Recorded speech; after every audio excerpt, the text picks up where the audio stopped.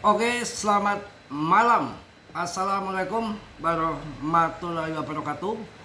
Barangkali ada yang belum tidur, saya bikinkan video supaya kalian tambah cerdas, tambah pinter. Selamat malam semua. Berjumpa lagi dengan Mas Bro Tegal tentunya ya. Oke, langsung saya nggak lama-lama, tapi tetap saya ingatkan dalam dunia kripto harus banyak belajar, hati-hati.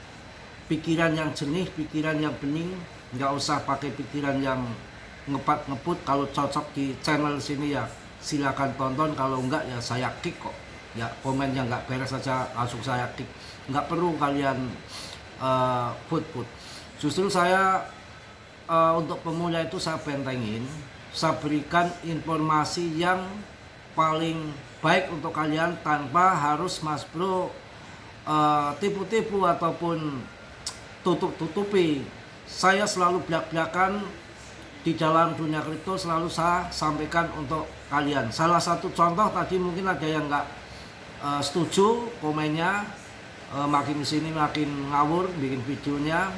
Mengawur bagaimana? Saya memberikan info untuk kalian, ini dunia kripto, dunia investasi, tumpang-tumpangan uang. Hati-hati. Yang siapa yang ngambil di bawah, kemudian koin itu ada yang ngepam, investasi baru ngepam, investor baru ngepam, maka yang ngambil duluan di bawah TP itu yang cuan. Makanya saya ingatkan, ketika ngambil kripto itu kondisi turun, hancur, lebur, jadi bubur. Saya baru mau ambil.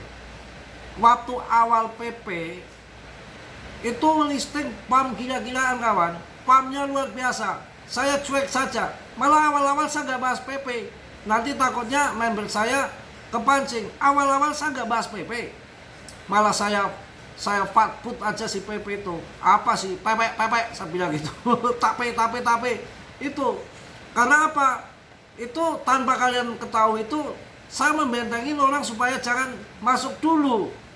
Ya waktu itu kan tinggi harganya, pas tinggi orang pada FOMO masuk ke PP. Kemudian ini kan dari Amerika, dari pihak barat digunting, habis turunnya itu 80% dari habis listing naik tinggi ribuan persen terus dibanting habis. Rencananya itu udah untuk meme coin biasa saja, udah kepada umumnya udah habis lah dibilang gitu. Tahu-tahu pihak Asia masuk, terutama Binance masuk, karena desentralis ini tanpa unik, maksudnya tanpa ada presale, pra penjualan, airdrop itu nggak ada, langsung ngepam kembali. Saya bahas juga masih harganya masih murah banget, market capnya masih 3,5 triliun, di bawah rankingnya itu sekitar 130-an, top CMC jauh banget. Habis di tikung, diambil sama pihak barat TP, makan jekangkang, harganya pisah-pisahan. Lalu saya berani masuk, saya karena saya udah saya riset fundamentalnya, dan juga saya lihat di interscan-nya ya, di BSC, di interscan-nya ya, di jaringan ETH-nya saya cek di situ. Loh, ini kok GZ masuk banyak ini Binance. Itulah saya langsung bahas karena menurut saya unik, baru ada pertama kali GZ itu adopsi meme coin, itu yang perlu kalian pahami. Maka saya angkat, nah itu yang menariknya itu pihak barat itu ribut, paus-paus di sana itu ribut. Kenapa lo jual? Ibarat kata orang Tegalnya, kenapa lo jual? Kenapa jual? Bagaimana? Ribut sendiri, nggak taunya malah disikat Asia. Itu yang terjadi, itu loh.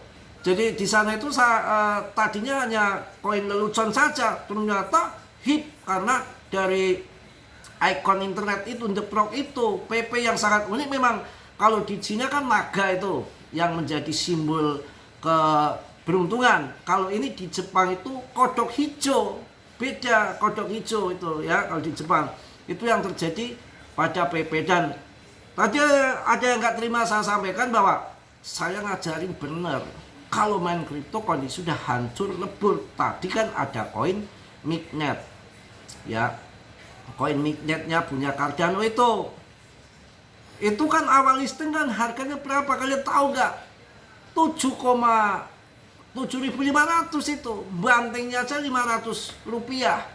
Turunnya 9,9%, 9,9%, masih 99% lagi. Kalian nggak percaya, cek saja di CMC All-in Candle-nya. Ya, lihat di situ. Kemudian setelah jatuh, pernah di grup itu tempo hari saya bilang ngasih info itu kalau udah jatuh itu ambil sikat, nggak apa-apa itu. Tapi juga nunggu nggak sekejap juga, 3 bulan kemudian jadi pump kayak gini kan.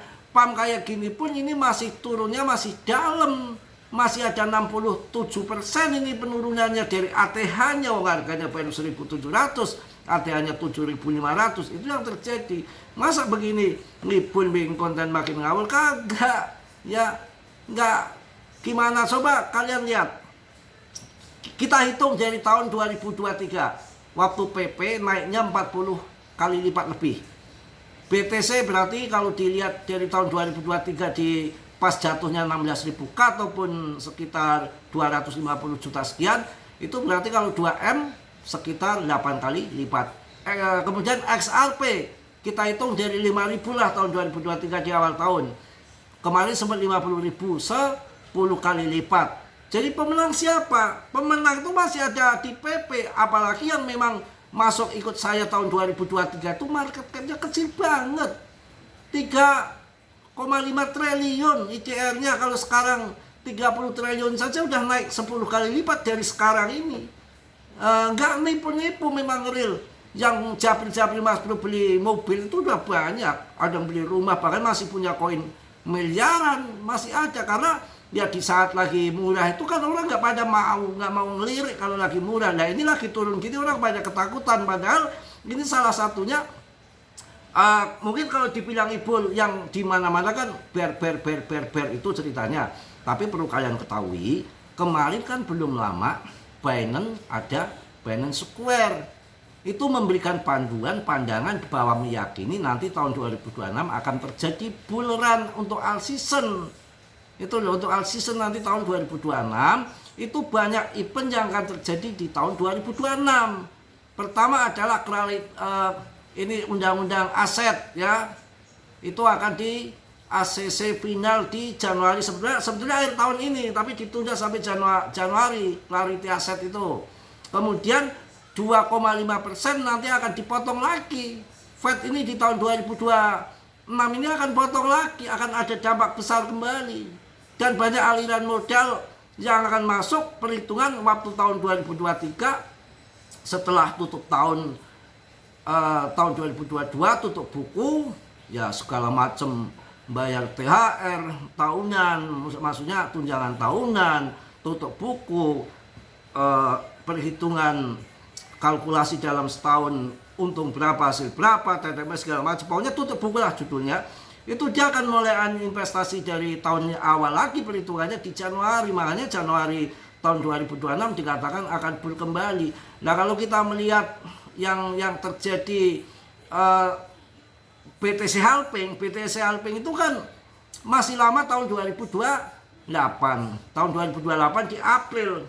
Berarti kalau kemarin 2024 pas bulan April kemarin halving, ya memang tahun 2022-nya itu yang terjadi terjadi bear. Ini nanti terjadi bear ya mungkin bisa tahun ini di pertengahan ataupun di tahun 2027 itu baru bear. Kalau halvingnya aja masih lama ya.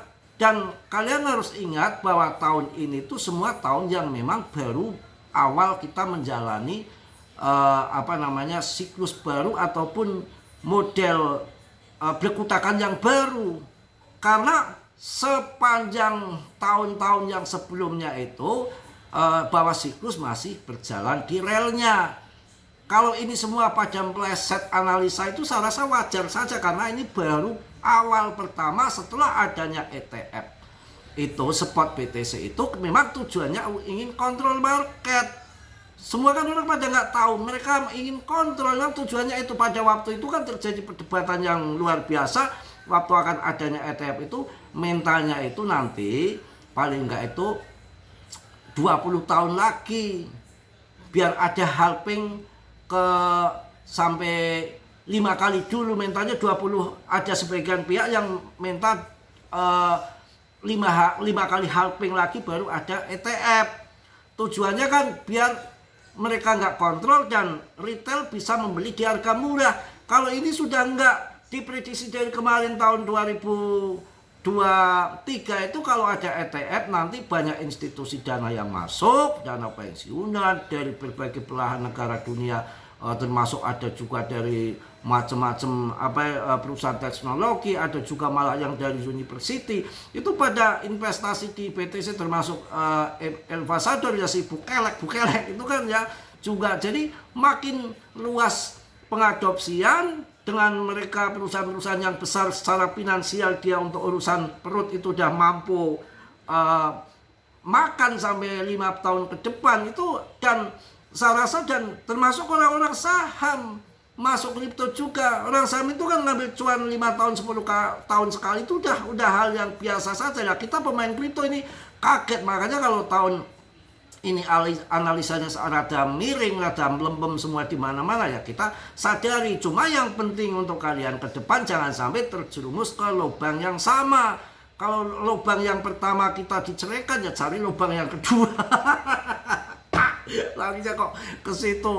Kalau lubang kedua diceraikan lagi Mas Bro, ya cari lubang ketiga. Nah kalau ketiga diceraikan lagi Mas Bro, cari yang sampai dapat. Jadinya kan kemana-mana, bercanda ya. Jadi itu yang saya maksud. Jadi tahun ini baru pertama mengalami ETF itu terjadi seperti ini. Tapi yang perlu kalian tahu, digarisbawahi, jangan sampai terjerumus di lubang yang sama yang saya sebutkan tadi. Artinya apa? Untuk ke depan HIP-nya masih di BTC, maka tinggalkan meme coin dan altcoin. Karena sejak adanya ETF yang harusnya tahun 2025 kemarin itu harusnya udah bull, ini tuh harusnya udah puncak di tahun 2025 akhir tahun ini, malah di bulan Oktober November mereka TP ugal-ugalan. Mereka nggak salah TP BTC karena apa? Udah naik 8 kali lipat. Yang biasanya tahun 2021 tuh cuma 69.000 K, ATH-nya BTC ini sampai 126.000. Udah berhasil, udah masuk. Ya udah bull kalau kita lihat secara harga di BTC. Akan tetapi kan kita banyak punya di altcoin masih pelangap-pelongo kayak kebo. Well TP itu udah dapat uang mereka investasi di BTC. Kita yang di altcoin hanya pelangap-pelongo ondal-antil lompat-tapet. Itu gini, yang biasanya memang kita nggak boleh salahkan siapa-siapa. Awalnya itu kan ketika BTC full juga diikuti dengan altcoin season. Ini pelongo. Ya, BTC belum terjun. Tapi saya yakin semua itu kan ini dunia fana, tidak ada yang kekal, tidak ada yang abadi. Jadi suatu saat nanti juga saya rasa akan alt season. Memang banyak aliran dana besar yang diperkirakan di bulan mulai Januari di tahun depan ataupun kuartal 1. Berarti kalau nanti feeling saya sih Januari, Februari, Maret, April itu kita akan cuan. Januari, Februari, Maret, April, Mei, Juni, Juli sampai ke sana kan mulai ini, karena ada dukungan clarity aset yang akan disahkan di Januari, undang-undang kripto supaya punya regulasi yang jelas. Terus kemudian ditambah lagi dengan masih berjalannya pemangkasan suku bunga. Tenanglah, saya rasa nanti mudah-mudahan yang duda-duda kayak Mas Bro ya, yang masih bujang-bujang juga ya, nanti mudah-mudahan dapat uang miliaran lah ya tahun 2026. Jadi kita siap kawin nanti biar lebaran kita punya pasangan gitu ya. Biar lebaran itu kalau kita datang ke mertua ke orang tua itu nggak malu ya. Yang lain pada berpasang-pasangan, masa si Mas Bro kakak kokok sana simplau diliatin saudara-saudara sana family, ini kemana ini istri orang ini. Kacau ya. Ya tapi kan kehidupan kita yang menginginkan baik pun kadang-kadang dari pihak wanitanya ya ninggalin kita, mau gimana lagi. Kita mau, wong dia punya kaki, punya tangan, masa kita mau pegangin ke dia ya kita kena kasus kepolisian, disangka kita menganiaya orang ya, dia kabur gimana lagi ya. Nggak mungkin lah laki-laki kalau diperlakukan secara baik tinggalin si perempuan ya, nggak mungkin. Tapi kebanyakan fenomena yang terjadi sekarang kan laki-laki yang ditinggalin perempuannya. Ini celah dikit ya, ini di Tegal Brebes sendiri ya, waktu saya ngambil surat cerai itu saya kaget, isinya perempuan mulu. Isinya perempuan mulu ini, aduh bener-bener. Udah mungkin itu aja, tetap semangat, tetap yakin PP ini enggak. Satu lagi ada yang disampaikan dari Binance Square itu, bahwa ke depan nanti kalian harus hati-hati, tidak semua koin akan pump. Investor sudah mulai bergeser ke koin-koin yang ada real project, yang fundamentalnya kuat, termasuk DeFi, game DeFi, ya DeFi juga macam-macam. Itu yang terjadi. Jadi nggak semua ke depan ya. Tadi banyak yang tanya mengenai koin Polygon. Polygon Mas Bro punya banyak. Ada 6.000 lebih Polygon. Jangan khawatir, walaupun dalam, karena itu termasuk real project. Layer 2-nya daripada Ethereum. Jadi masih dipakai, masih dimanfaatkan ya untuk Polygon. Jangan takut, saya juga masuk di Polygon dan masih solid developernya. Tenang aja. Kemudian ya masuk yang bagus-bagus lah, top CMC ya. Mungkin itu yang saya sampaikan, mohon maaf yang sebesar-besarnya. Yang positif kalian ambil, yang buruk kalian tendang. Mas Bro ngapura, mohon maaf ya, banyak berkutakan bercanda karena ya manusia nggak sempurna ya. Yang sempurna milik Allah Subhanahu wa Ta'ala. Karena di dalam sesuatu yang terjadi belum tentu yang namanya kebaikan dibalas dengan kebaikan. Yang banyak itu ya air susu dibalas dengan Danau Toba. Air susu dibalas dengan air Toba, bukan air susu nih. Ngaco. Oke lah ya, oke lah kalau begitu, berkutakan lagi nih. Udah atau enggak ini ya? Kalau udah ngobrol, mungkin kalau di sini ada temen ya kita bisa ngobrol-ngobrol. Tenang, di Tegal, di tempat saya. Oh, hotel berjejer, mau yang mahal yang mau murah tuh. Depan itu mau diresmikan. Yang sana sudah lama, udah diresmikan, udah rame. Artis pun kalau ada konser di Tegal tuh di sebelah sana itu hotel Anglia ini kalau nggak salah, Disney, diresmikan lagi baru depan rumah. Terus di sana ada lagi banyak banget. Tapi saya itu anti dengan hotel. Saya nggak berani deket-deket hotel.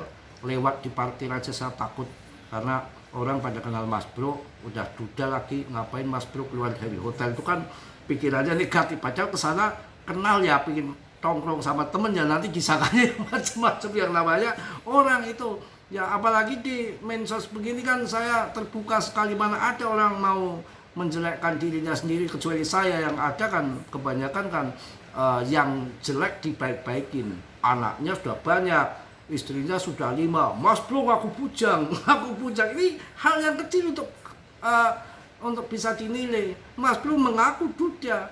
Ada yang benar nih, ada saudara saya sendiri, ada udah punya anak yang memang dari kuliahan dia cerai sama sang istri, nikah lagi sama orang daerah Solo. Sampai sekarang kasihan banget tuh si anak itu. Sering saya kalau pas datang, karena masih ada keluarga ya, masih ada keluarga, saya kasih ya uang dikit kasihan. Bapaknya itu nggak ngopain sama sekali. Apa? Karena dia ngakunya bujangan. Jadi sampai sekarang ditutup-tutupin statusnya, sampai dia udah punya anak dengan istri yang lamanya itu begitu ya. Saya nggak sanggup melakukan hal yang gitu. Kok ada gitu? Jadi udah punya istri, ngakunya masih bujang, nikahlah sama perawan. Kalau Mas Bro kan ngaku memang sudah belum. Salam dari Tegal Mas Bro. Wassalamualaikum warahmatullahi wabarakatuh. Cas.